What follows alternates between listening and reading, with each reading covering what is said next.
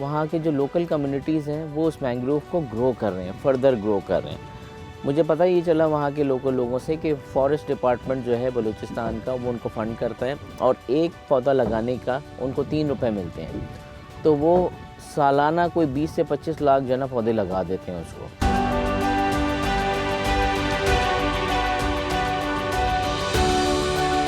डाम का जो एरिया था वो बड़ा ट्रिकी था। डाम बेसिकली एक लगून है, म्यानी होर का लगून है और वहाँ पर कहीं पर जो है ना शैलो वाटर है, कहीं पर डीप वाटर है।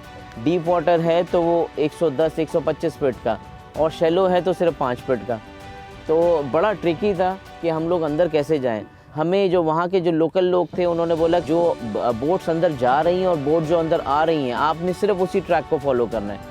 और हमने इसी तरीके से किया। हम लोग आगे बढ़े तो वहाँ से हमें नेवी ने एस्कॉर्ट किया और हमें जो ना आगे लेके गए अपनी जेटी के ऊपर हमें उतारा। बड़ा अच्छे से वेलकम किया उन लोगों ने।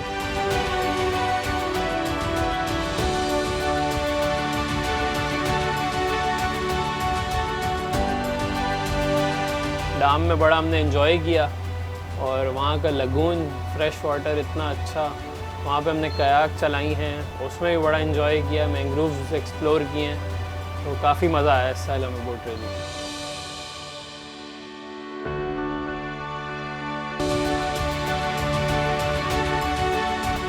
सुबह को हम लोग फिर मैंग्रोव के सफ़र के ऊपर गए।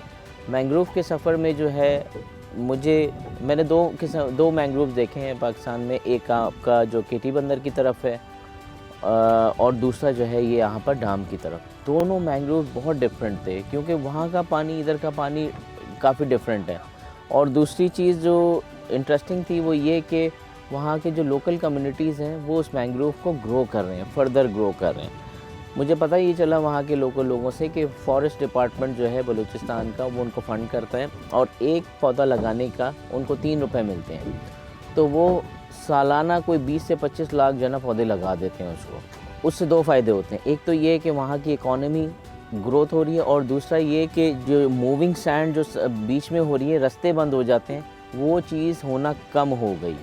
अगले दिन जो है वो वहाँ के जो कमांडर थे नेवी के, उन्होंने हमें बोला कि हमने आपके साथ एक क्रिकेट मैच खेलना है। तो हमने बोला बिल्कुल सही है, लेकिन हमारी शर्त ये है कि क्रिकेट मैच होगा नेवी, पाकिस्तान बोट रैली और वहाँ की लोकल कम्युनिटी के साथ। ये शायद पहला मौका था कि तीनों लोग और वहाँ की लोकल कम्युनिटी भी है ना मिल के एक क्रिकेट मैच खेल ली थी, जिसको सब लोगों ने बहुत इन्जॉय किया। अच्छा, एक और चीज़ हुई, हमारे एक और दोस्त हैं तलाल, जो कि पैराग्लाइडर हैं, जो कि HMR के ऊपर जो है वहाँ पर फ्लाई करते हैं। उन्होंने हमें गुड बाय किया था वहाँ से, दो दरिया की तरफ से। वो बंदा इतना एक्साइटेड था, बोल रहा था मैं जो ना वहाँ पर भी आऊँगा और वहाँ से भी फ्लाई करूँगा। तो वो आए वहाँ पे, उन्होंने फ्लाई किया और उन्होंने वहाँ पर भी अपना जो ना गुड गेस्चर दिया।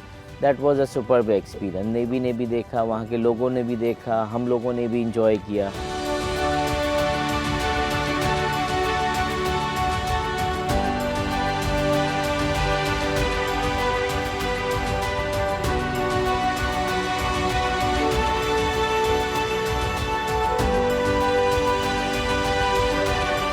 अब जो डे 3 होता है ना, वो होता है हमारा फ़िशिंग टूर्नामेंट, जब हम वे बैक होम होते हैं। अब प्रॉब्लम ये था कि सुबह 6 बजे हम उठे, सुबह नाश्ता किया। हमारे पास विंडो जो है ना सिर्फ 4-5 घंटे की बची थी, जिसमें हमें 2 बजे तक जो है ना वापस जाना है, क्योंकि 2 बजे के बाद जो है वो विंड काफ़ी तेज़ हो रही है। अब ये सारे बोटर्स को कम्युनिकेट कर दिया है। अब बोटर रैली में नहीं है, they are on their spot, fishing spot, और हर बंदा जो है ना वो फ़िश कर रहा है और कोशिश कर रहा है कि जो है ना वो सबसे बड़ी मछली पकड़े ताकि उसको सबसे बड़ा इनाम मिले।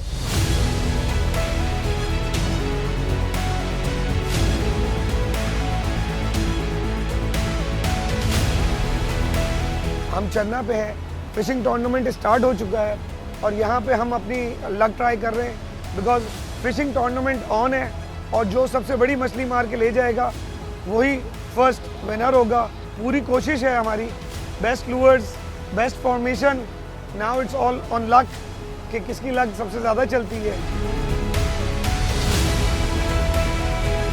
ये है स्वीट लिप। इसको स्वीट लिप इसलिए बोलते हैं क्योंकि इसकी लिप्स देखें।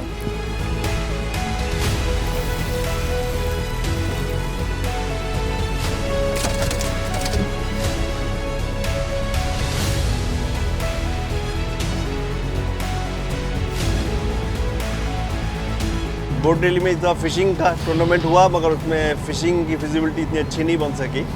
जिस टाइप का ऑर्गेनाइज़ किया था, बहुत अच्छा प्रोग्राम तरतीब दिया गया। एक एक ग्रुप मेंबर ने एंजॉय किया है।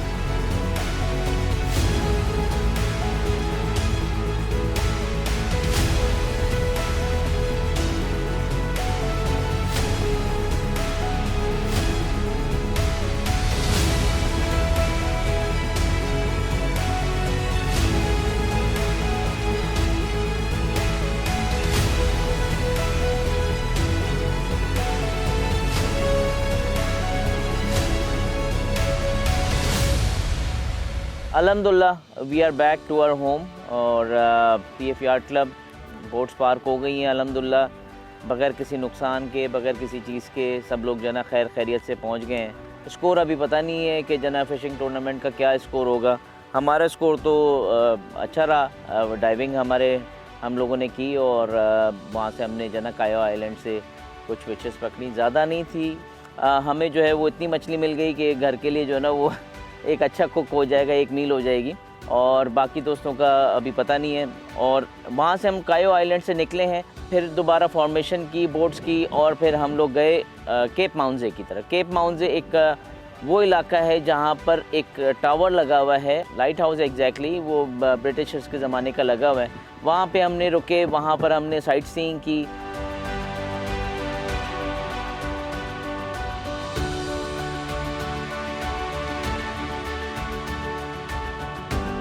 मैं अपने सारे दोस्तों का शुक्र अदा करता हूँ, ख़ास तौर पे डिस्कवर पाकिस्तान का कि वो हमारे साथ चले।